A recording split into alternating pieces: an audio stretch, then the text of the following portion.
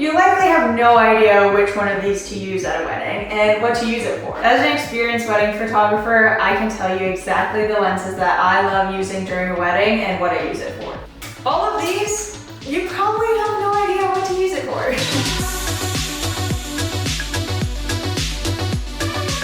If you're new here, I'm Chantel. I'm a full-time wedding photographer and I'm here to help other photographers around the world like you, so let's dive into it. When investing in your camera gear in your photography business, you really want to make sure what you're investing in. Do you know the difference between these two?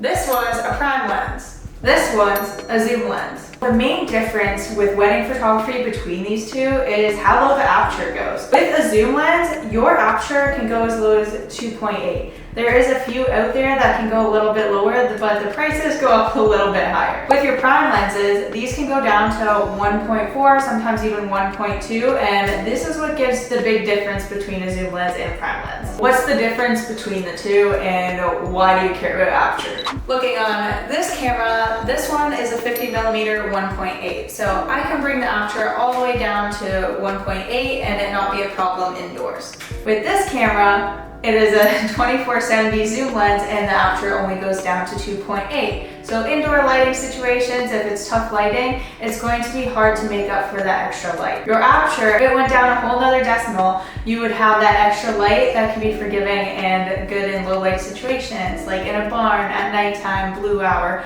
All of those things combined will help with a prime lens. So for this prime lens, I have the video settings at 1/80, 1.8, and then the ISO is only 200. Whereas this lens is at 1/80, 2.8, and then the ISO is 500. So that's a whole 300 ISO difference between this lens and this lens.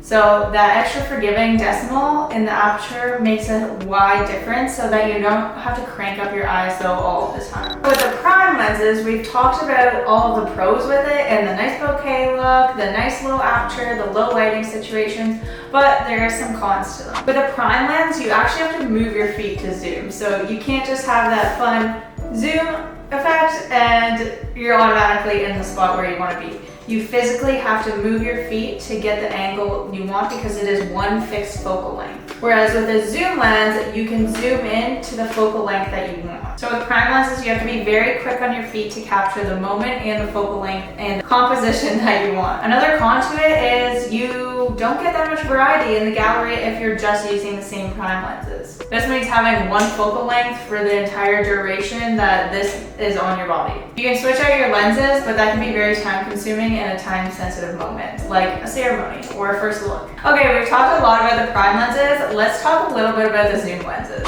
The pros to the zoom lenses are you can be in any focal length at any given moment without having to rush to move your feet. You get a ton of variety in different focal lengths. So this one, for example, is a 50 to a 250. That's a lot of different focal lengths. Imagine trying to switch all your prime lenses to different focal lengths. And even though they have a higher aperture, it's kind of nice because you can still attach a flash. And if you opted into a lower aperture one, they can definitely be a lot more pricey. This zoom lens, comparably to the lower aperture lens of this exact same focal length, I'll show it here.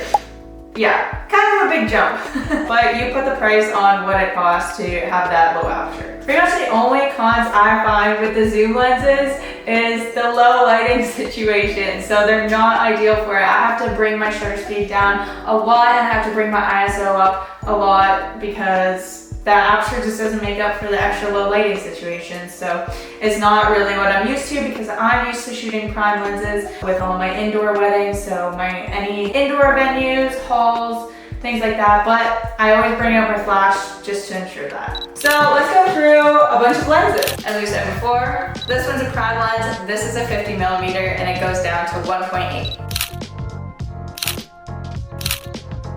This lens is a zoom lens and it is currently at a 35mm and this is at 2.8 aperture. Same zoom lens, 24mm. Same lens, 28mm. Same lens, 35mm. Same lens, 50mm. Same lens, 70mm. So this is maxed out right now. So So heading back to the 35mm focal length, those are all of the focal lengths you can get with one lens. So imagine the variety you can get with your galleries in the weddings, during ceremonies, during couple portraits. All of the above, you can get a lot without moving your feet. It was on the tripod the whole time. All I did was zoom the lens. So I said I would do the big guy, Bigfoot, we'll call him Bigfoot, and show you the focal lengths on that.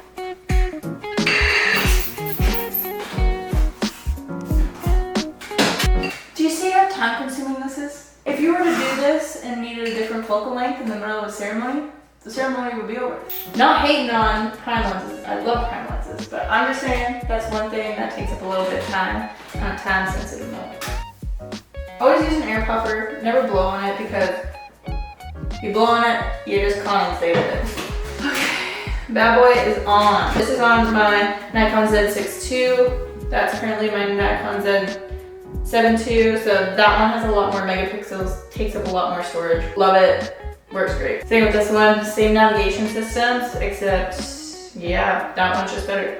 This bad boy all set up. Usually like I thread it through like here, the camera, but because it's so big, I have to thread it through like this mount so it doesn't like flop over. I start off with 70mm. I wanna see if I can just like show you here too. So like that's my computer and like that's 200. Like that's a full shot of my like computer over here. Pretty crazy.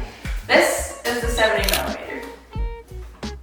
This is 85. This is the beautiful one that we love in a wedding gallery. Nice creamy bouquet. And this is 105. Probably pretty crazy. You can probably see all my pores and all my imperfections. We still have to go to 200, so we have 95 more millimeters to go. Okay, this is probably getting pretty crazy. This is 135. Should I got my eyelashes? Do I need to change the angles? 170. I really hope I'm flattered by this right now. Is this 170? So, yeah. See how it makes your face like wider too? So you want a very flattering focal length. Hopefully you can see me.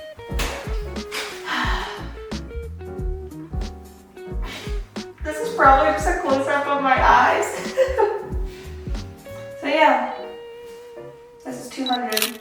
I'm really trying to get this to focus this close, but it does not because it is not a macro lens. You get the wrap of how close 200 is. I'm gonna take you back to 70 so that you don't have that image stuck in your head for the rest of the day. That's kind of the conclusion with everything that I've learned about lenses and using them at weddings over the past 4 years. I hope this was super insightful for you guys and you got to learn kind of what focal lengths you want to be. Like this room is not very big, so this lens right here, the 2470 2.8 core Zen, is perfect for exactly what I need, and I'm so happy I have this lens. It really enhances my wedding galleries. It looks beautiful every single session. So if I were to invest in one lens and one lens only, it would be this one. This one, you get a bunch of different focal lengths.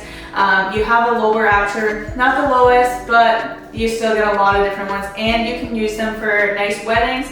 And you can also use them for sessions. So the 2470 is an overall win for me next to the 35. If you have room to, in your budget, to buy different lenses, I would definitely vouch for the 35, 50, and the 85. But if you only had to buy one lens, it would either be the 35 or this one. Always making sure you have a second body too, so making sure that applies with your lenses and making sure you have a backup lens. Make sure that you are prepared for anything that might happen because these are once in a lifetime moments for people and you do not want to miss out on capturing those moments. Because this lens is only a 2.8, you can still use flash to make up for that low lighting, but as a prime girly, I still love the 1.4 and the 1.8 aperture, and it gives a super creamy look. I'm really curious to know like if there's any other lenses I'm missing out there, or some of the main differences like you guys find like with lenses and what you look for in a lens. Let me know. I'm a Nikon girly and I know nothing really about Canon. I know like a little bit, but I definitely don't know enough. So if you have any like Canon suggestions, put them in the comments below and I'm gonna do some deep diving into them and see kind of like their specs and features and pricing and maybe do like a little video about it. Or if you want to see a different video about like